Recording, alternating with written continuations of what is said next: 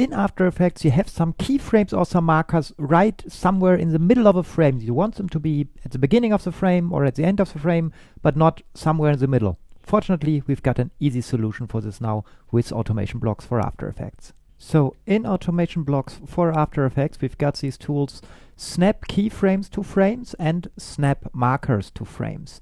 And you see that these are part of the community library inside the layer properties, keyframes and layer properties markers. You find those. You need to install the path. So the community library is not installed by default, and you need to click on more from community if you didn't so far to learn how to install community library tools. Once they are installed, they are super easy to use. So if you want to snap markers, you just select the tool, and then at the inputs panel you can choose if you want to snap all comp markers or layer markers. In this case we've got here comp markers.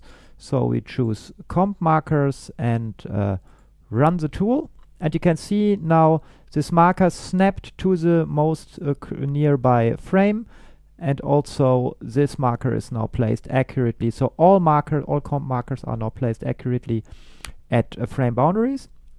If you would choose layer markers, it would process all layers in the active comp, all markers on those layers.